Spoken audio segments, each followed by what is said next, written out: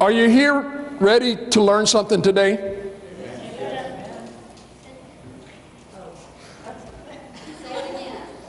Are you ready? Are you here to learn something today? All right. Then you might want to go down the street. No. Because we've been talking about worship and out of the book of Psalms. And so today we're going to go to Psalms 127, and that's where we're taking the sermon. So while you get there, let's talk about it. Psalms is the longest book in the Bible. It has 150 chapters, okay? And so it doesn't make it an easy read. Matter of fact, it takes a while to actually read all of these things, and especially when you get to Psalms 119, and it goes on and on and on forever. The middle chapter, or chapter 118, if you were to take your Bible and split it right in the middle, you would find Psalms 118 would be right in the middle of the book. When you go back and read Psalms 118, it's absolutely awesome to see what God is saying in the middle of the book, as well as what he says ahead of time and afterwards. You also find that, I think I told you, how many of y'all like iTunes? You don't like iTunes? Okay. How many of y'all like music? Yeah. Okay. Music does a lot of stuff to us, right? Well, Psalms is actually a book that was sang. That's what it is. It's hymns, psalms. And they would sing these songs in their worship. They would sing these songs as they were going out to battle. They would sing these songs when they were coming into town. They would sing these songs when they would go to bed. They would sing these songs as they were getting up in the middle of the day. All through their day of their life, it would be like, wow, what song are we going to do now? What things are we going to happen and everything? So we begin to see these things. And what you begin to see is that Psalms was written in 5 collections, chapters 1 through 41, chapter 42 through 72, 73 through 106, 107 through 150. And when you look at the book of Psalms, most of them were written by David, but 2 of them were written by his son Solomon. They are found in Psalms 72 and the psalm we're going to do today, which is Psalms 127. Okay? So, when you look at the book of Psalms 127, my Bible has like little things above or right after the chapter. And a lot of times in the book of Psalms, you'll see this. It will say that this was maybe written by this person or that person, or it gives you a kind of a title and then something else. And so you'll see in Psalms 127, if yours has it, it will actually say a Solomonic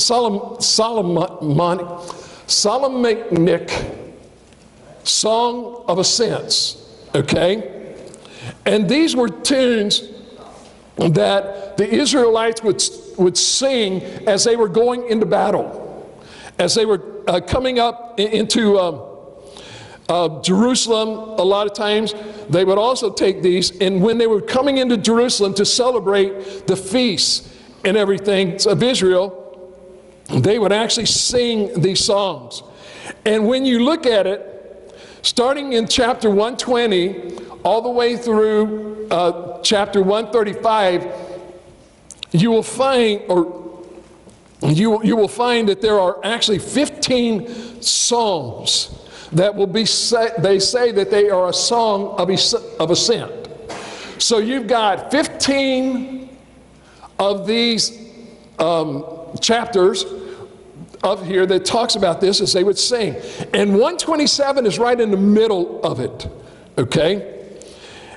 And what we begin to understand is that when you talk about these psalms, they are grouped in 3 different ways.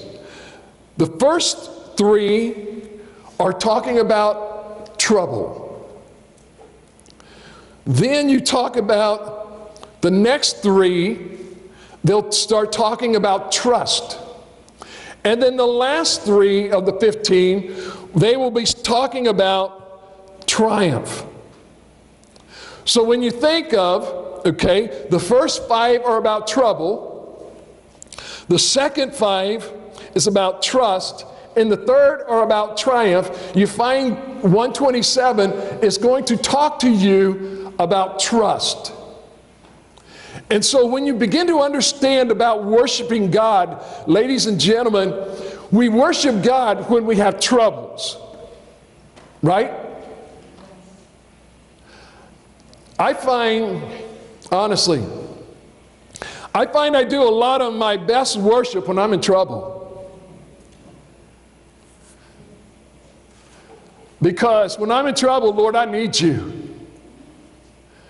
I know I need you. And I start singing songs like, I need you, Lord. I start singing songs like,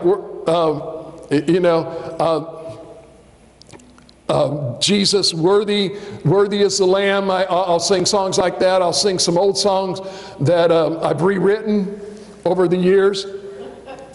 I'll sing those because I'll put a couple of them together and I'll mix up verses. And you know what? God doesn't care.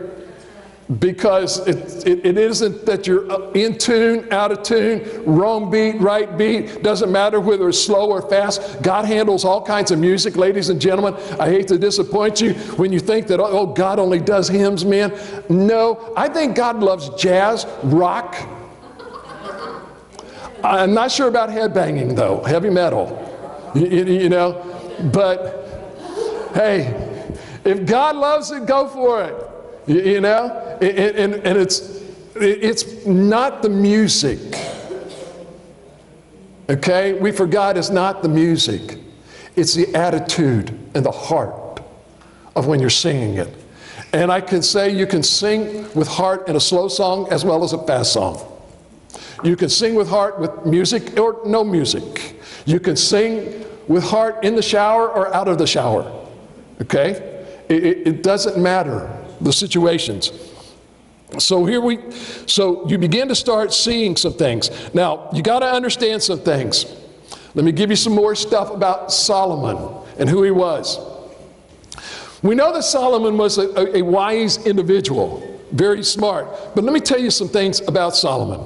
Solomon was a builder. He took the cities and the lands and the pieces of property that God had gave him while he was the king and expanding the kingdom. And when he would go in and they would build up the cities, they didn't just build up a city. Solomon would go in and he would fortify these cities. If they weren't fortified before and they were an existing town, they would fortify them against the enemies. And then he was the one that actually built the temple in Jerusalem. Okay? And so what you find out is not only did he fortify the towns and the cities, he built the most important building on the whole earth for them at that point in time. This was the temple.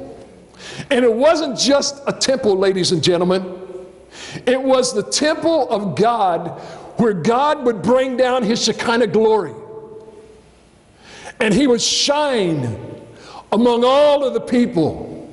As they would distribute and offer up their offerings, they would pray as the incense would go up, lifting up their prayers to God. They would pray that smell, Lord, it would take our prayers and make it a sweet smell to your nostrils, so that God, when you would hear that prayer and you would begin to smell the aroma from our prayers coming up into your nostrils, that you would look pleasantly upon us. And when you did, God, you would come in your Shekinah glory, and you would come into the temple there. And when you did, God, we knew that you were there.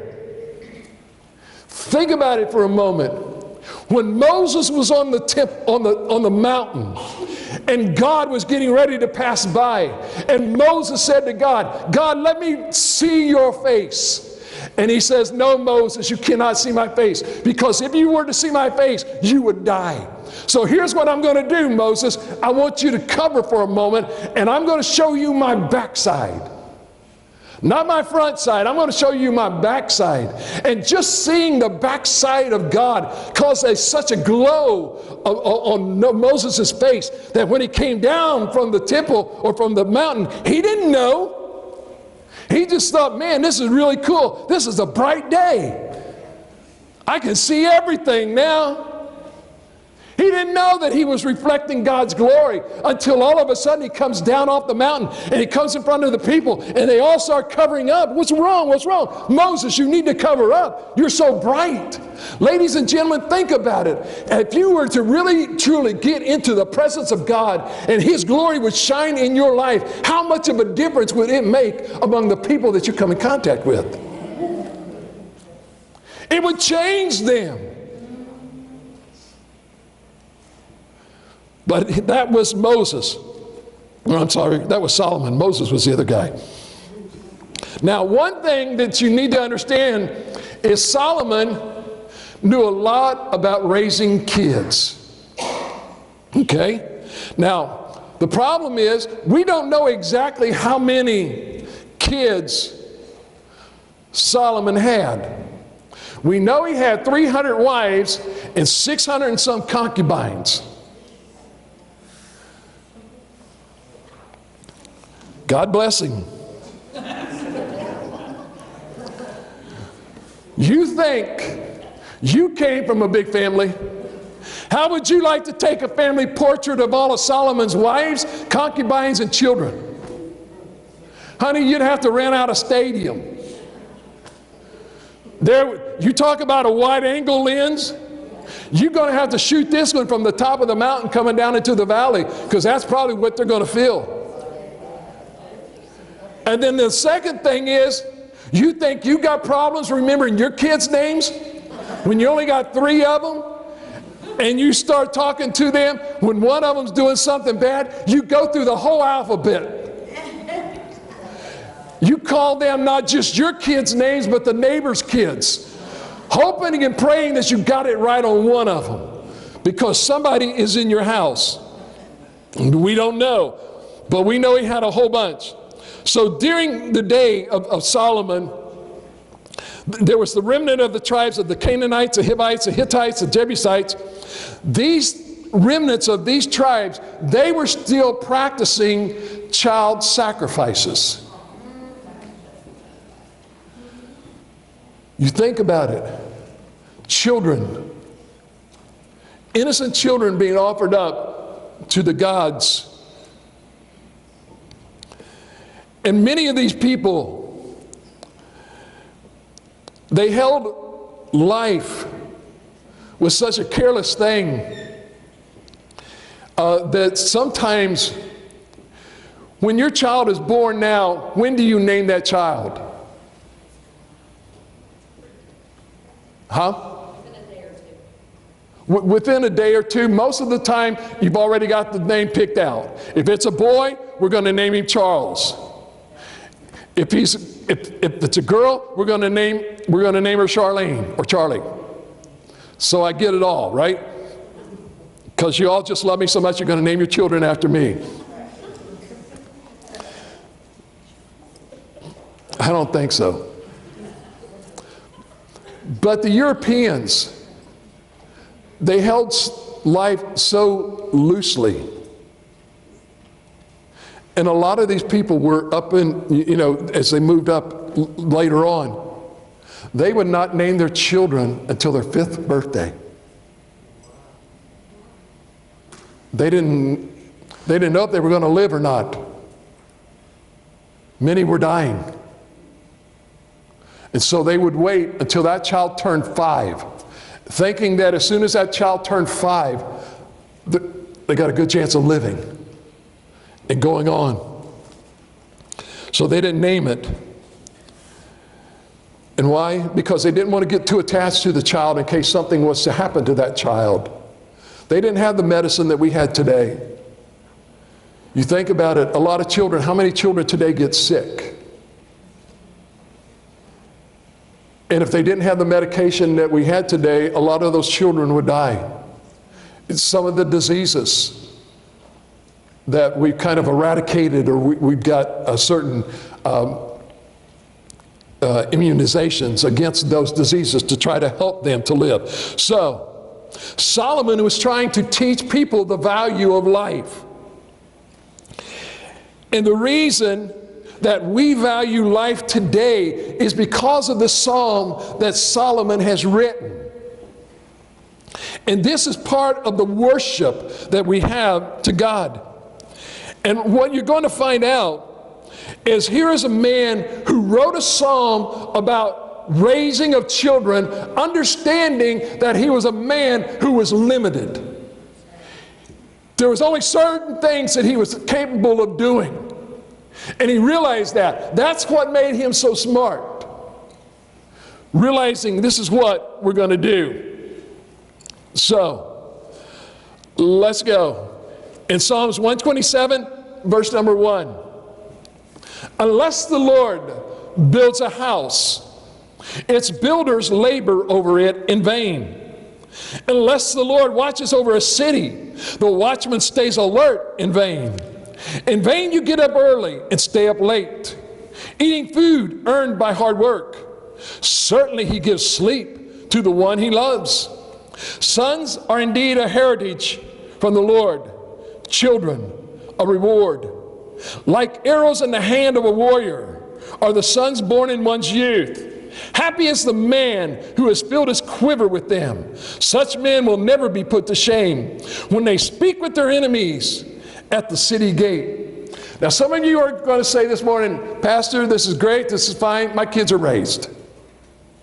This would have been great if you would have preached this when I had a newborn baby, and it would have been great if I'd known all of this knowledge that you're going to expound to us today, that we're going to learn how to raise our children, then that would not have made the mistakes that I made. So what does this have to do with me? Ladies and gentlemen, there are 2 types of children that you will raise. One will be your own, that God has blessed you with. Another is children that you're going to raise in the church. Because these lessons not only extend to you in your own children, but it extends to you and I as Christian parents to children that come into our midst. And they may not be a child that is a brand new baby, but they may be a brand new baby at the age of 10 or 110. And it is up to us to raise those children so that they will learn what to do. Because you and I are leaving this world one of these days, and if God hasn't come back, ladies and gentlemen, there will be more children born. And somebody needs to raise them. And if you don't raise them, the world will raise them. And you probably ain't going to like what they have to say. Because they are not going to follow the voluminous information and knowledge that Solomon will expound in just a short verses as we kind of break these down. So, I really wanted to name this message, Get Some Sleep, because most of you are going to shut me out because you're saying this ain't going to involve me. But I'm saying to you, stay awake. Because it does involve you.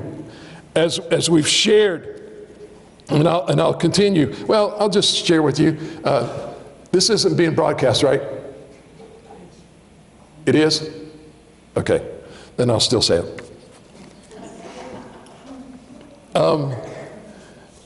We have one child here this morning to go to children's church. That's weird. We have VBS coming up. We've got 73 kids already registered. Guess what, ladies and gentlemen? We need your help to help raise these children. 3 nights. Thursday night, Friday night, Saturday afternoon from 12 to 2, and then Sunday evening we're going to come in here and we're going to have a party. I mean, we're having a party Sunday night. And this is July the 12th through the 15th. Some of you say, you don't understand. I can't do this. Here's what I'm saying to y'all. I'm not asking you to teach a thing. You don't have to worry about it. We already got the teacher covered. All I'm asking you to do is show up and love on some kids. That's all you got to do. It's just adopt some kids and love on them. And showing them this is the way a child should be brought up. This is the way that a child should know. If they don't, we're going to show them. Why? Because one of these days, ladies and gentlemen, they will be parents. And if they don't know anything else except what they're being taught sometimes, honey, there are going to be a lot of children out here raising themselves like they already are. Okay, so let's go. Let's start with a word study, because there's some words in here that you don't see because you are reading this in English. So let me give you some of these Hebrew. The Hebrew word, when he talks about, in verse number 1, he talks about build. He says, unless the Lord builds a house. The Hebrew word that is used here is a word called banana. It's banana without the "na." Okay? And this is important. It's spelled B-A-N-A-H. It is banana without the "na." So say banana, not banana, banana, banana, banana, apple. But it is the root word from which the word Beth comes from, and Beth is related because a Beth gets built by the Lord. Now, the Hebrew word for a son is called Ben. So guess what is the root word for Ben? Banah. Banah. So you have the root word for build. Build is the root word for the word son. So when you're talking about building, we always talk about building. You are building a son. Now, let's go on.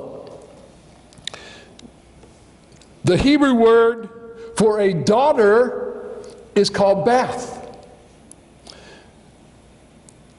Say, bath. That's what we all need to take, right? A bath. But the word is a bath. But bath or is also the root word out of bath, where we get bath, is also coming from banah. So the root word for build, banah, is also the root word for ben, where we talk about a son, and the root word for bath, in which we talk about a daughter. So what we're talking about is this. Banah is a building built by the Lord.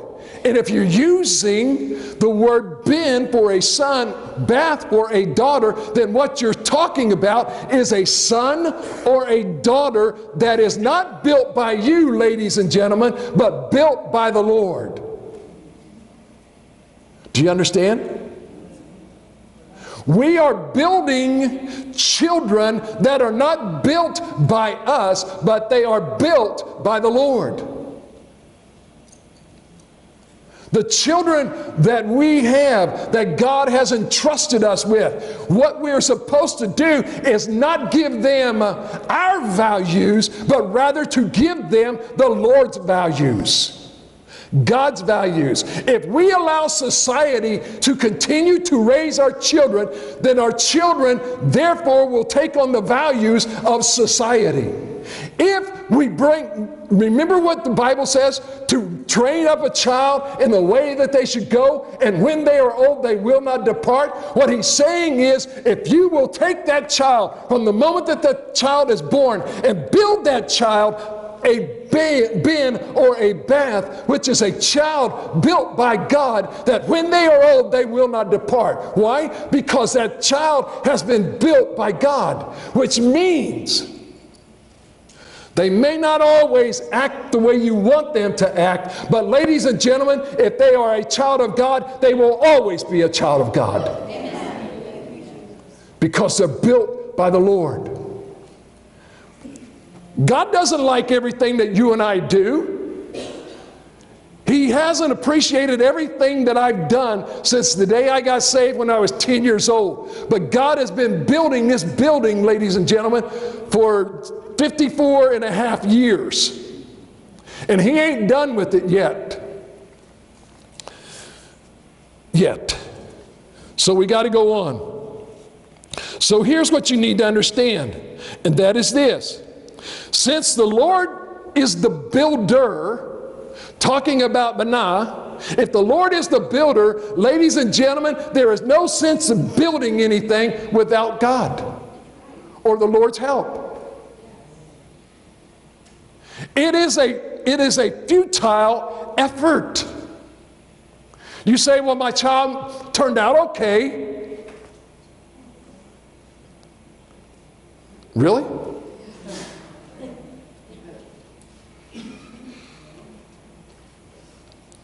I mean, honestly, think about it sometimes. Are they serving the Lord? Are they praising Him?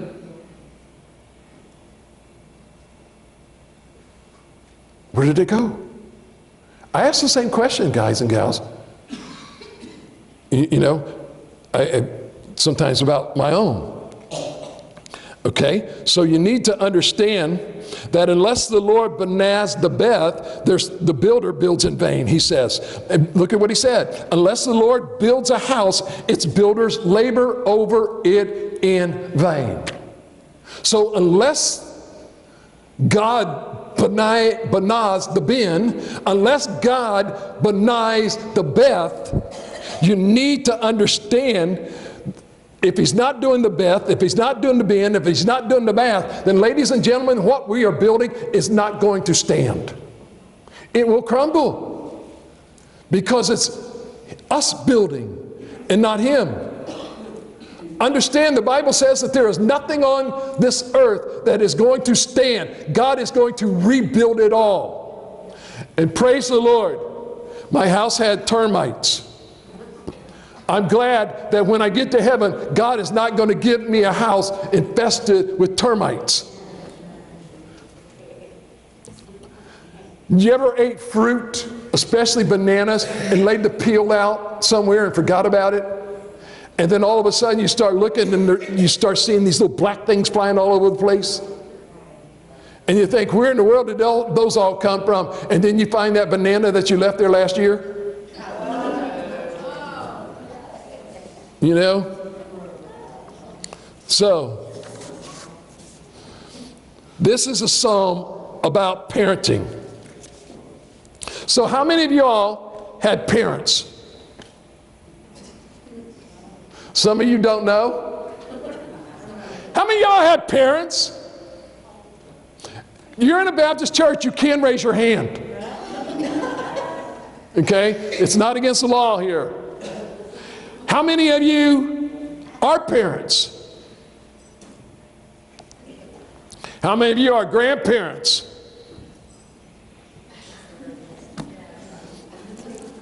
You know how many grandparents are raising children today? A lot. I hear people saying, I thought this was over with. I raised my kids. I didn't think that I was going to have to raise my grandkids. Well, guess what? You may get that option one day. So here's what we need to understand. Number one, how am I going to build a great family? You need to understand this. Work as if it all depends on you. You need to work at building your family. Here's what I hear a lot of times. I expect the school to teach my children. Teach them what? I expect them to teach them everything. Can I ask you a question? Where did the first lessons in school come from? Oh, the Bible. They had this cool book called the Bible. You know how they taught arithmetic? In the Bible. You know how they taught history? In the Bible. You know how they taught science? In the Bible. You know how they taught you to program your remote control? You won't find that there. Because God's dealing with important stuff. Okay? We can't expect the schools to do our teaching of our children. Ladies and gentlemen, that's why as parents, you need to get involved with the school system. I hear people all the time say, I really don't like what they're doing in school. Listen, you control the levies. You actually can control who's on the Board of Education. You can go in and talk to the teachers. And sometimes they love it when you come in and talk to them. Because they love putting a face to Johnny and Susie. Because then they'll know why Johnny and Susie acts the way they act. I can see where they got that from, one or the other. But you need to understand, you can't farm out raising of your children to society. Schools, you've got to be involved with your kids. People today, I understand both parties work. Understand that. Diana, when she had the children, was off what, 6 weeks? Every time? Got maternity leave, 6 weeks. Now I understand that they are giving paternity. So if you get a new puppy, they're going to give you time off to be with your new puppy. Okay? They give you some paid time off. They can't give me enough time off for our new puppy.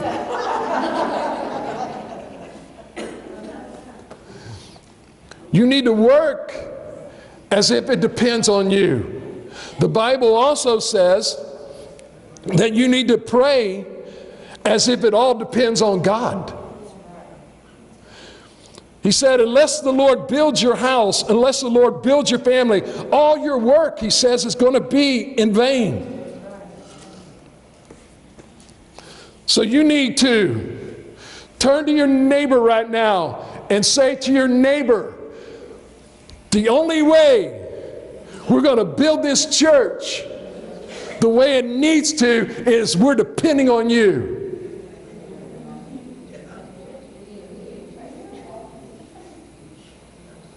How well is it going to get built? It's depending on you. It's not depending on other people. It's depending on you. And you're responsible for building that. Solomon was not only wise man, he was also a student of history. Think about, why did he say this? Let's go back. There was a guy by the name of Abram. Okay? He had a child born to Hagar, a handmaiden, who became father of the Islamic nations, who have been at war with the Jews for over the last 1,400 years. Didn't work out so well, did it? Jacob, Solomon knew that Jacob tried to build a house by tricking his brother Esau into giving him the birthright. Jacob, for the next 20 years, became indentured to his uncle Laban, who tricked him in the same way that he tricked his brother. Remember that? He wanted to marry the one lady, Rachel. She was beautiful. And he says, can I marry your daughter? Yes. If you work for me for 10 years, you can marry my daughter. He worked for 10 years. Comes time to get married, he goes into the tent and he wakes up and it ain't her. It is her older sister. And he goes back to Laban and he says, what are you doing? Sorry, Rachel can't get married until Leah gets married. So you got to marry Leah. But I want Rachel. Then you got to work for me for 10 more years. 20 years he had to work in order to get the wife that he wanted. And he was the one that stole the birthright and tricked his dad. Remember the old saying? What goes around comes around. You may be working for 20 years for somebody trying to get something, and you don't get what you want.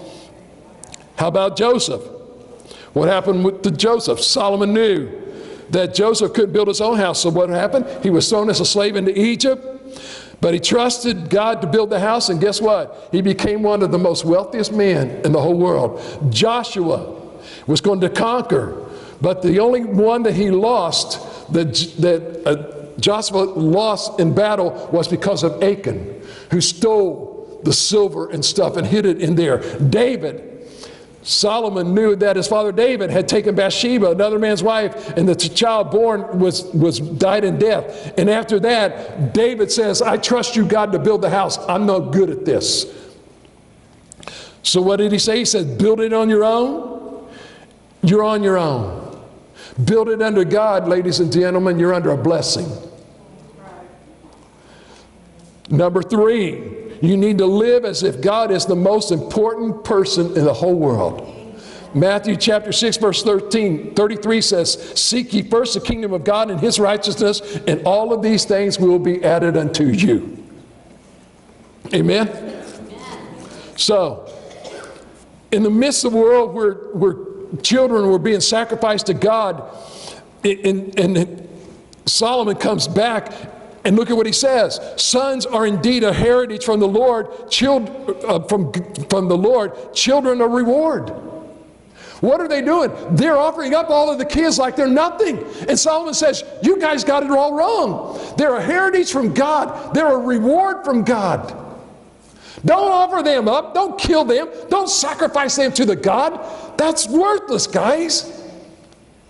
God is saying to you that they are a reward to you. They're a blessing to you. Do you want that? And this is what he does. And look at what he says in verse number 4.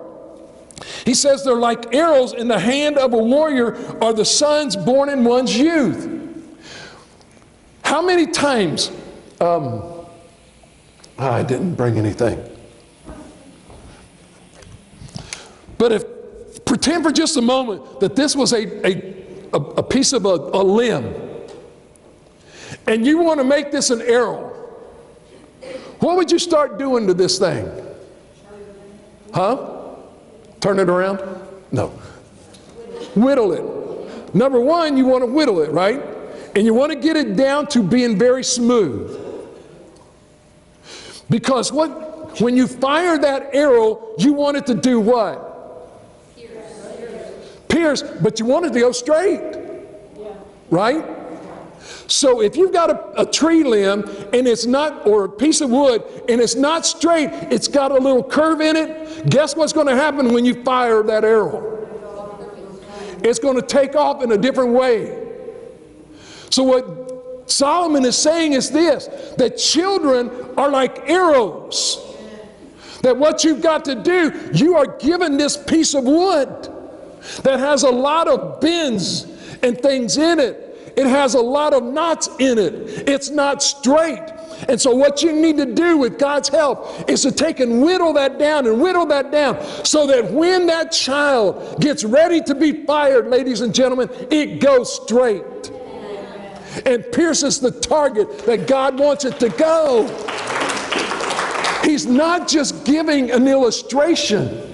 It's an illustration that they understood, but we don't understand because we don't make our own arrows. But how many times, if you were to go and try to do archery, would you go to the store and buy an arrow that's broke? Or buy an arrow that had all these knots in it? It ain't going to work. It's got to be whittled straight. Somebody had to refine that. And that's what Solomon is trying to say. That children, they're given to you in your youth, not in your old age. They're given to you in your youth. And there's a reason for that, ladies and gentlemen. Because in your youth, you also are not so set in your ways. Think about it. I'm 64. There are some things that I will not do. Number one is I will not jump off of a ship. I will not jump out of a boat, and I will not get into water. I'll pass here. When I was a kid, I would cross a dam where the water was coming over, and the water would go up underneath that dam, and if you fell off, you're dead. We would walk across the Miami River, the Great Miami River in Hamilton,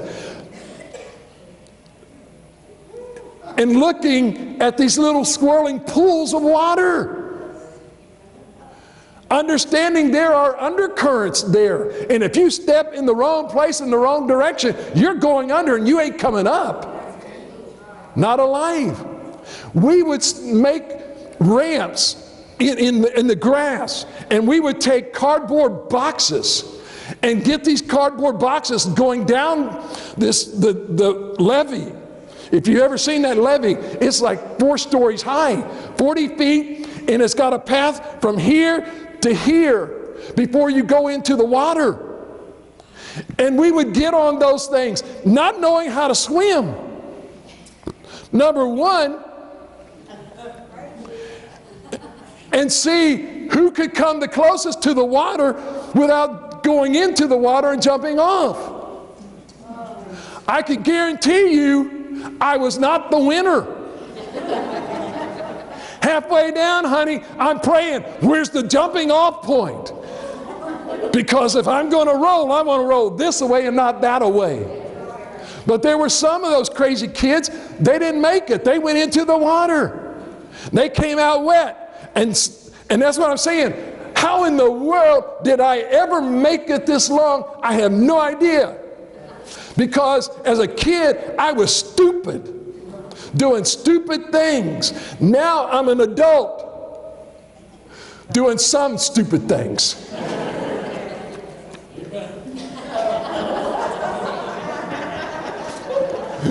And one is putting up with some people.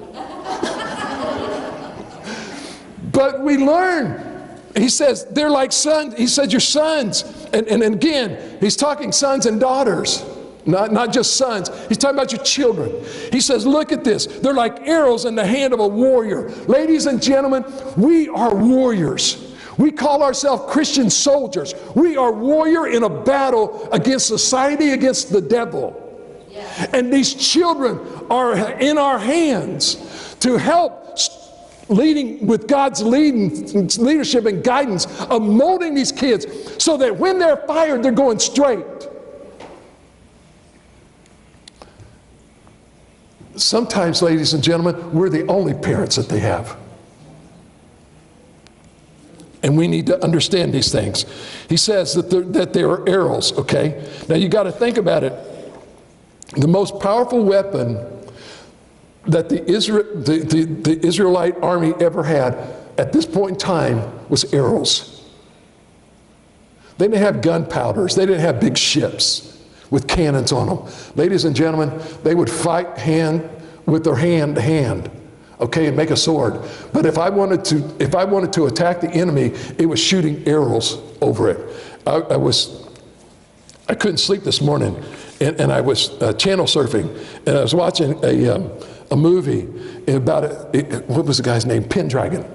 And it was talking about how God was on him, and it showed him fighting the English fighting the Saxons as the Saxons were trying to take over England. And this guy knew he had a calling from God to be the one to help lead them against the Saxons, and he did. And they were showing him firing the arrows. They would light them, and they would fire them into the buildings and light up all of the gunpowder and everything else, okay? So what is important about arrows? You need to understand something. The importance of an arrow is an arrow gives you security. You don't have to be close to. You can be from far away. As a matter of fact, what it's saying is this. If the enemy attacks me, if I've got a bunch of arrows in my quiver hanging on my wall and someone is breaking in, I can go to my wall real quick, I can get the arrows out of my quiver, and I can just start shooting. I've got that security if I knew that someone was going to break into my house. I've got that protection. And that's what he's trying to say. He says, your children are like arrows. You know what he's saying?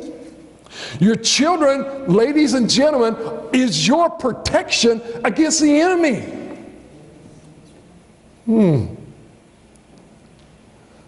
I thought I'm supposed to protect my children from the enemy. You do. Because they become your protection from the enemy. God is saying that I'm giving you these to grow. Why? Because we're protecting one another against the enemy and giving us that security that we need. We need to understand. There was a group, and I'll finish with this, okay? It's called the Leadership Network, okay?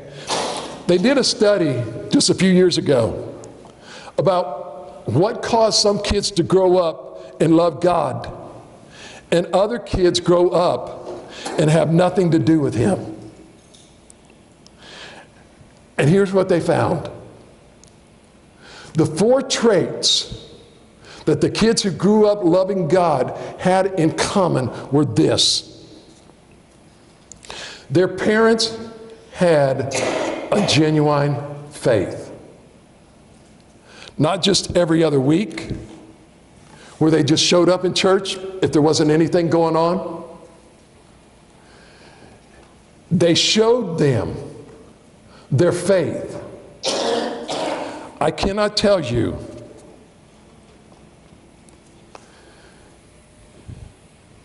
how many people that I've run into lately, and I'll talk to them, and they'll tell me their story. I'll ask them this question. Do you have a relationship with Jesus Christ? They have no clue what I'm talking about. Here are their answers. I believe in God. So does Satan.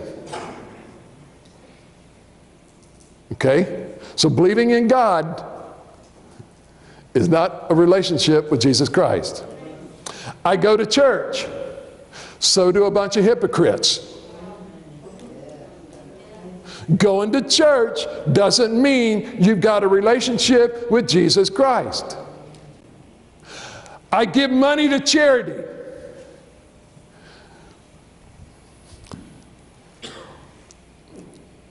The United States is the most charitable nation in the world. Do you think this is a godly nation? I don't. Well, I do this. I do that. That's great and that's wonderful. That's not the question that I'm asking you. I'm asking you, do you have a relationship with Jesus Christ? Some of them will say yes, and I'll ask them this: what church do you go to? Oh, I don't go to church anymore. Really? Why not? Because church is full of hypocrites. And I said, so is the world. So, are you leaving this world? Oh, no. Are you nuts? I'm staying. But there's a bunch of hypocrites. They're everywhere. That's not what I'm saying. What I'm saying is this, ladies and gentlemen, and this is what people don't understand. How do I exercise my faith? Exercising my faith is not sitting at home, taking a bath, and laying in the jacuzzi and watching Chucky on TV. That ain't it. Faith says that God, you have blessed me this week, and I'm coming to worship you, to give you back praise for what you've given me. You are the most important thing in my life, Lord. The most important thing in my life. Not the second, not the third, not the fourth, the most. I love my wife. And she knows I love my wife. And sometimes she says, I don't know. But I love my God more. And that's not something against her. I love my wife more than anybody else in the whole world. But at the end of the day, my wife is not going to be the one who judged me, thank God.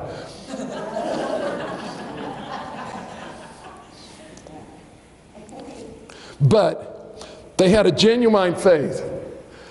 I didn't always pray regularly. I didn't always have a devotion with my kids and stuff. I didn't do everything right, even as a pastor. You don't do everything right.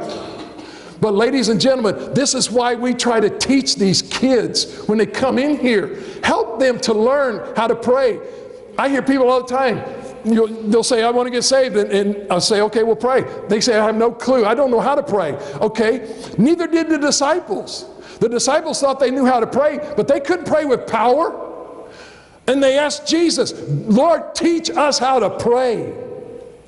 We've been muttering these words that we were taught in church, and Lord, they ain't getting anywhere. We need to follow your prayers. How can you show us how to pray in that manner? We need to show people. Honestly, when you go to the doctor and he told you that something was wrong, what do you pray for? I mean, I understand. We all pray for healing. We do that. We want healed. But let me say this to you. Whether you get healed of that disease or not, ladies and gentlemen, if you are a child of God, you win.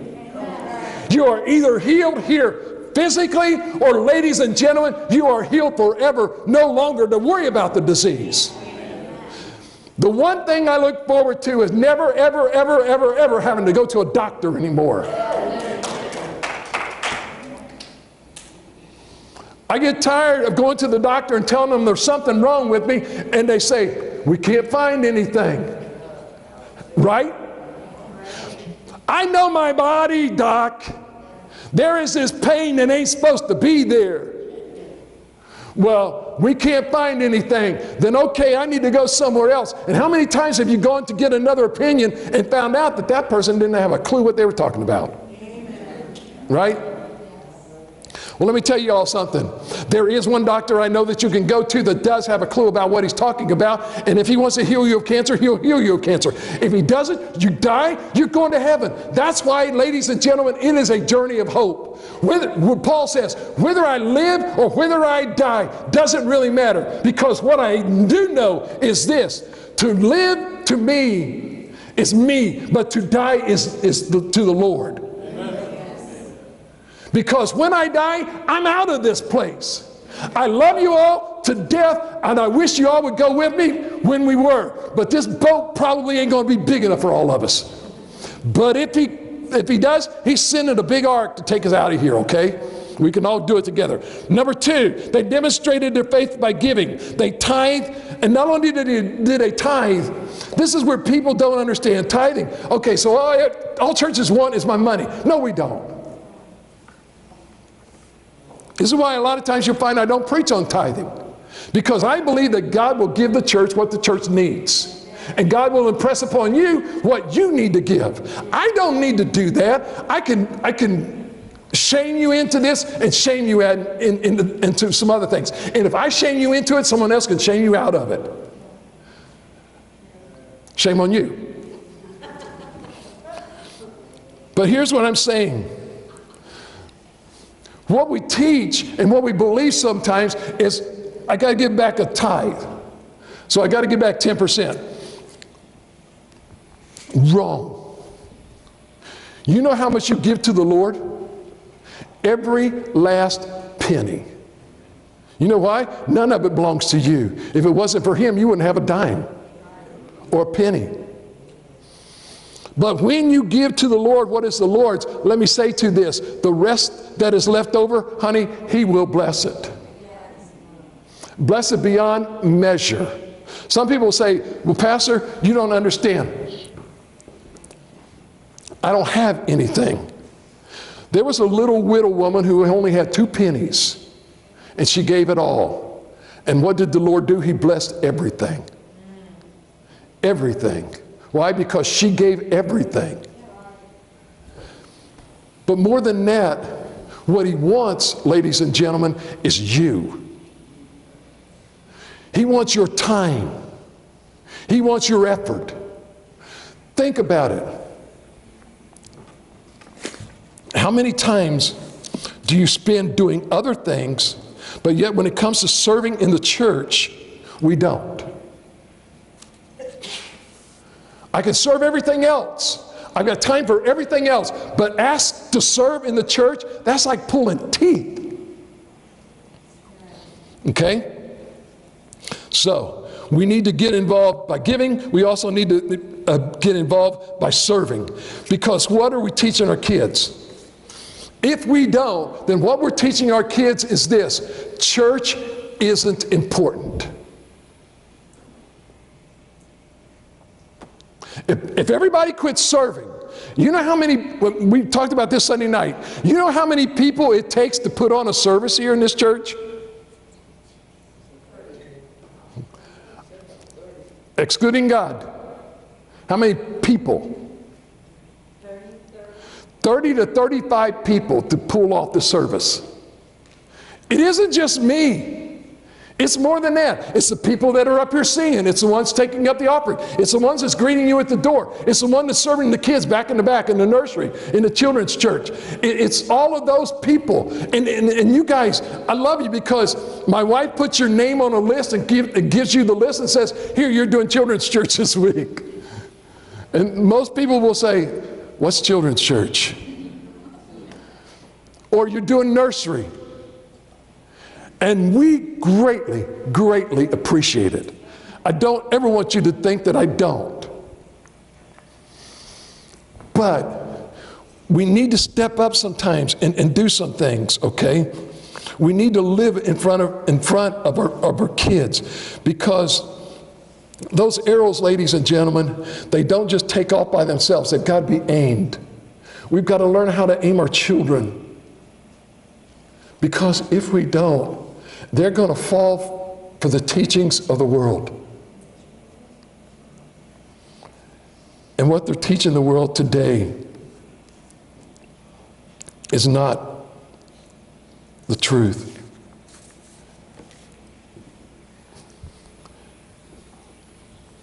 I've seen some, I'll give you a story of something that just happened recently, because this is kind of what happens.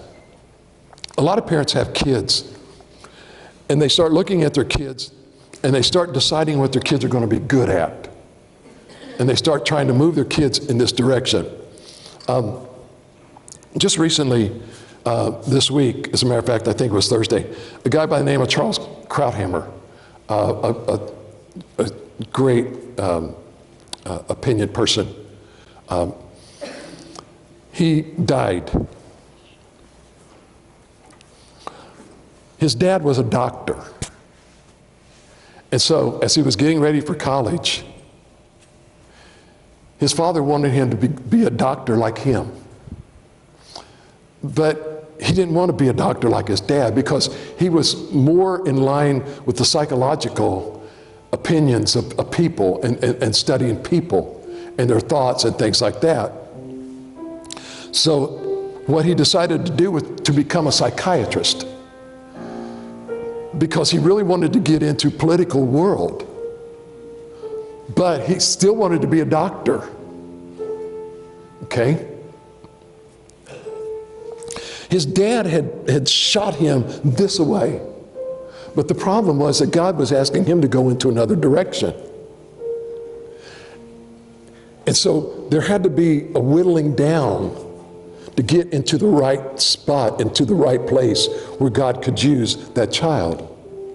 Sometimes what we do is we look at our children, and what we do is we want to push them into certain directions. What we need to do is look and see, what's our children good at? I mean, honestly, if you've got a child that is good at music, why put a paintbrush in their hand? They may not be able to draw anything. And what are you teaching that kid? You're teaching that kid they're set up for failure. No, you look at what that child is good at, and you help nurture that child in that direction. Because, may I say this to you, what that child is good at is probably where God wants him to go, in the direction that he wants them to go in. And so many times what we want to do is go in certain directions. When I was a kid, 8 years in the 8th grade, even before the 8th grade, in 7th grade, math was my subject. Anything in math I was good at. English, I had a hard time speaking it, much less understanding it, diagramming sentences and all that. That's not my bag of tea. Math was. So what did I want to do? I wanted to be a computer programmer. I wanted to go into computers. And so my whole life was built in moving into computers. But then at 16, God says, I need you to go preach. And I said, okay, now what do I do? How do I do this? God allowed me to do both. And some people say, well, what's going on? God allowed me to, with the stuff that I was good at, that he had fashioned me at, to be able to bring that stuff into the church and work in the church, understanding a lot of things that are going on and being able to do those things, not throwing it away.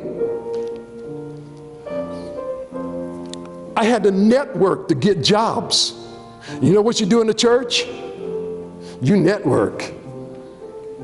You're networking with the cashier at Kroger. You're networking with the person that's at the filling station. You're networking. You're networking. You're networking. You're talking to anybody and everybody that you come in contact with. If I had not done that, I would probably sit here and tell you right now, I probably would just be preaching and not talk to y'all. But God took an introvert, networking with people, and turned him into something that God has no idea what he was doing. The question is this: how are you shooting this arrow? My mom and dad didn't guide me in a direction. They took me to church, they helped me to grow in church, but as far as what I did in life, they didn't tell me what to do in life. God fashioned me. My kids, both of my sons, said growing up, I will not do what you're doing, Dad. I said, okay, that's fine, man. Find out what it is you want to do. They both started out wanting to do something. Guess what they're both doing? The same thing as Dad, only they make a lot more money than he ever did. I needed to come back to this day and age. But the question is this, ladies and gentlemen, what are you doing with the opportunity that God has given you? There are children in this congregation here right now. They are newborn Christians that need to learn, they need to be taught. You need to straighten out the arrows, the bendings, because they're looking.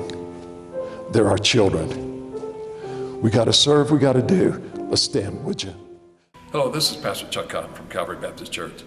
First of all, I'd like to say thank you very much for taking the time out to either listen to our sermon or to watch it on video. We are grateful that you've actually taken the time and hope and pray that it has been a blessing to you as it was to us as we delivered it to our congregation. We ask if you have any questions whatsoever that you email us at pastorchuck@calvarybaptistmiddletown.org, or you could come in and give us a phone call, if you would please, at area code 513-423-7251. I'd like to take this opportunity to also invite you to come to our church and visit us, if you would please.